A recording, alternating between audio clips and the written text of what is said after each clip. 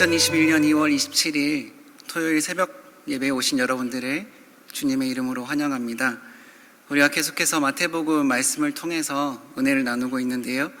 오늘의 말씀은 마태복음 18장 10절에서 20절까지의 말씀입니다. 그 말씀을 제가 봉독해 드리도록 하겠습니다. 마태복음 18장 10절에서 20절까지의 말씀입니다. 삼가 이 작은 자 중에 하나도 업신여기지 말라. 너희에게 말하노니 그들의 천사들이 하늘에서 하늘에 계신 내 아버지의 얼굴을 항상 배우느니라. 너희 생각에는 어떠하냐? 만일 어떤 사람이 양 100마리가 있는데 그 중에 하나가 길을 잃었으면 그 99마리를 산에 두고 가서 길 잃은 양을 찾지 않겠느냐?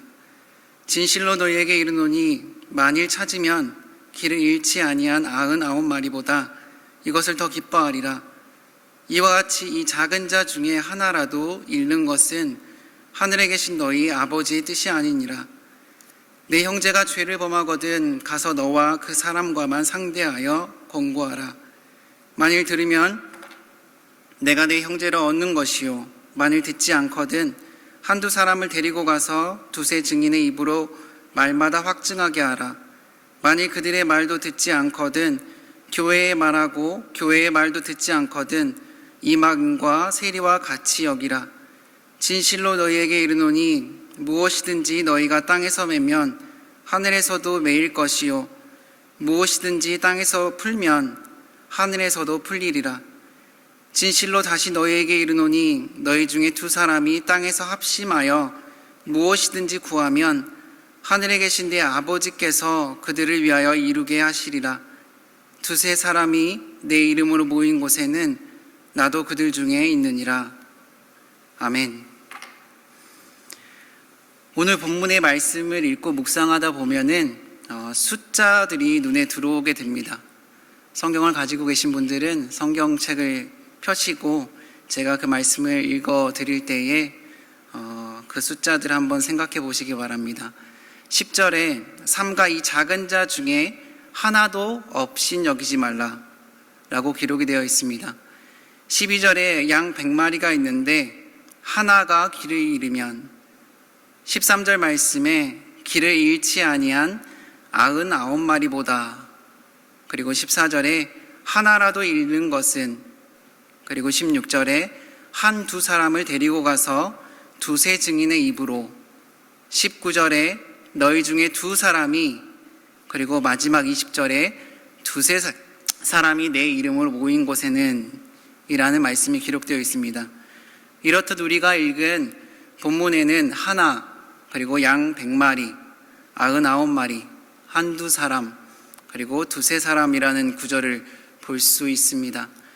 내용상으로 볼 때에는 잃어버린 한 영혼에 대한 말씀과 죄를 범한 이들에게 한두 사람이 가서 어떻게 신앙적으로, 교회적으로 교훈하고 훈계할 것인지에 대한 말씀이 기록되어 있고요. 마지막으로 우리가 이 땅에서 하나님께 한두 사람이 모여서 드리는 기도에 대한 말씀으로 이어지고 있습니다. 이렇게 볼 때 잃어버린 한 영혼, 그리고 한두 사람이 가서 권면하는 것, 그리고 두세 사람이 모인 곳에 나도 있느니라 라고 하시는 하나님의 말씀, 우리에게 하나부터 시작해서 두 사람, 그리고 세 사람, 이렇게 점층적으로 올라가는 것을 보게 됩니다. 하나부터 시작해서 세까지 수를 세는 것처럼 말입니다. 하나, 둘, 셋. 하나님께서는 오늘 본문의 말씀을 통해 우리에게 하나, 둘, 셋, 이것을 통해 무엇인가를 말씀하고 계십니다. 첫째로 하나, 잃어버린 한 마리의 양을 업신 여기지 말라라고 말씀하시는데요. 여기서 업신 여기는 것은 헬라어 원어의 뜻을 살펴보니 교만한 마음으로 남을 내려다보는 자세라고 합니다. 즉, 이 말씀을 통해서 하나님께서는 우리에게 100마리 중에 한 마리일지라도 그 양을 경히 여기지 말라, 멸시하지 말라, 무시하지 말라라고 말씀하십니다. 빌립보서 2장 3절에 이런 말씀이 있습니다. 아무 일에든지 다툼이나 허용으로 하지 말고 오직 겸손한 마음으로 각각 자기보다 남을 낮게 여기고. 아멘. 우리는 하나님께서 귀하게 보시는 한 영혼들을 위에서 내려다보는 것이 아니라 빌립보서의 말씀처럼 다툼이나 허영으로 하지 말고 오직 겸손한 마음으로 나보다 더 나은 사람이라 여기라고 하십니다. 나보다 더 훌륭한 사람이고 나보다 더 좋은 사람이라고 여기라고 하십니다. 이어지는 말씀에서 이것이 바로 우리 주님의 마음이라고 하시면서 겸손의 본을 보이신 예수님을 소개하십니다. 제가 그 말씀을 봉독해 드립니다.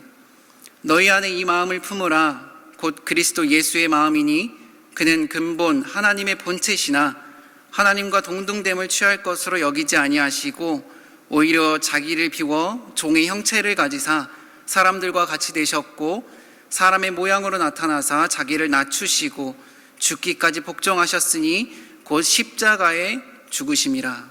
아멘. 사랑하는 성도 여러분, 우리에게도 하나일지라도, 가장 작은 것 중에 하나일지라도 그것조차 업신여기지 말 것을 말씀하십니다.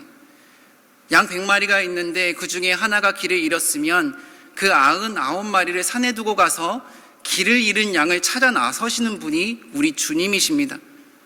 저와 여러분들에게도 비록 작은 하나일지라도 그것을 경히 여기지 않고, 특별히 비록 작은 하나가 한 영혼이라면 그 영혼을 놓지 않고 붙들고 나아가실 수 있기를 바랍니다. 왜냐하면 하나님께서는 오늘 본문 말씀 14절에서는 이렇게 우리에게 말씀하고 있기 때문입니다. 이와 같이 이 작은 자 중에 하나라도 잃는 것은 하늘에 계신 너희 아버지의 뜻이 아니니라. 아멘.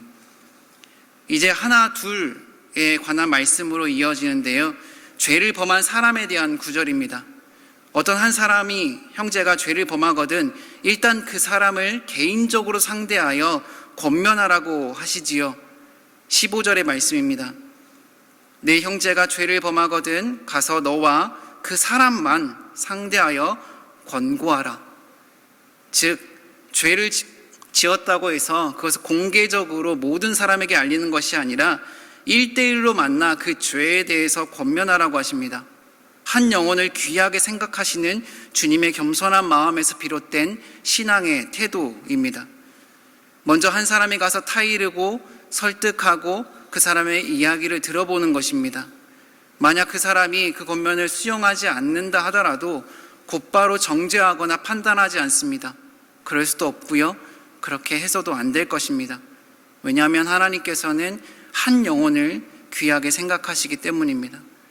또 그 한 영혼이 죄 때문이지만은 너무 낙심한 채로 넘어져 있는 것을 참아 보시지 못하시는 분이시기 때문입니다. 그렇기 때문에 마태복음 18장 6절과 7절에서는 이렇게 말씀하십니다.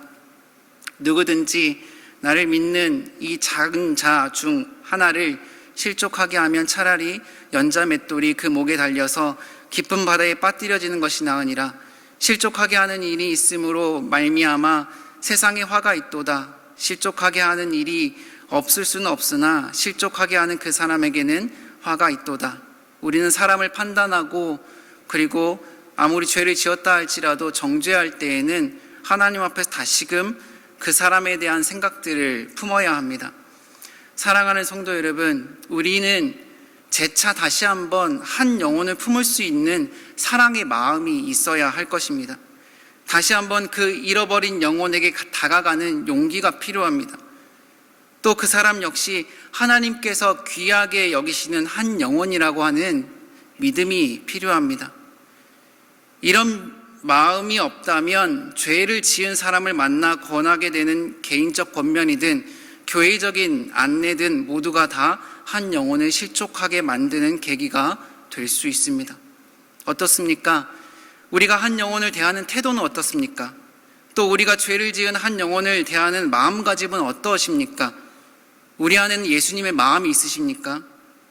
오늘 우리에게 주님은 이후 말씀을 통해 잃어버린 한 영혼, 죄 지은 한 영혼을 어떻게 바라보아야 할지, 어떻게 이 문제를 풀어가야 할지를 안내해 주고 계십니다. 어떻게 풀어가야 할까요? 오해를 풀기 위해서, 또 사실관계를 확인하기 위해서 지금까지 있었던 일들을 시간 순서대로 객관적으로 정리해서 인과관계에 맞게끔 내 생각과 의견을 제시해야 할까요? 결코 아닐 것입니다. 우리는 먼저요, 기도해야 합니다. 그 영혼을 위해서 기도해야 합니다. 2사람, 3사람이 모여서 하나님께 기도해야 합니다. 먼저는 기도로 풀어야 합니다. 기도 안에서 하나님의 마음을 발견하고 기도 안에서 그 사람을 향한 하나님의 본심을 깨닫고 움직여야 합니다. 그래서 19절에서와 같이 우리에게 말씀하시는데요, 그 말씀을 봉독해 드립니다. 진실로 다시 너희에게 이르노니 너희 중에 2사람이 땅에서 합심하여 무엇이든지 구하면 하늘에 계신 내 아버지께서 그들을 위하여 이루게 하시리라. 아멘. 사랑하는 성도 여러분, 2사람이 땅에서 합심하여 무엇이든지 구하면 하늘에 계신 내 아버지께서 그들을 위하여 이루어 주신다라고 합니다. 땅에서 함께 마음을 모아서 하나님께 구하면 하나님께서 이루어 주신다라고 하는 거예요. 사랑하는 성도 여러분, 우리는 깨어서 기도해야 합니다. 한 영혼을 놓고 기도해야 합니다. 한 영혼을 정죄하고 판단하기에 앞서서 기도해야 합니다. 그래야 풀립니다. 풀리지 않는 문제를 위해서 기도해야 하고요, 풀리지 않는 한 영혼을 위해서 기도해야 합니다. 풀리지 않는 죄를 지은 한 영혼을 위해서 우리는 무릎을 꿇고 기도해야 합니다. 분명 하나님께서 우리의 기도를 들으시고 얽혀있던 실타래들을 하나하나 하나님의 때에 하나님의 방법으로 풀어주실 것입니다. 18절의 말씀이지요. 진실로 너희에게 이르노니 무엇이든지 너희가 땅에서 매면 하늘에서도 매일 것이요 무엇이든지 땅에서 풀면 하늘에서도 풀리리라. 아멘. 바라기는 겸손히 하나님의 마음으로 기도하시면서 땅에서 얽혀있던 일들을 잘 풀어가실 수 있기를 바랍니다. 그때 하나님께서는 하늘에서도 풀어주시면서 분명 우리에게 은혜를 내려주실 것입니다.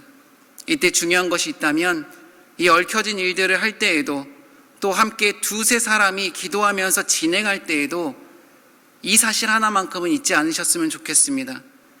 하나님께서는 저와 여러분들과 함께 하십니다.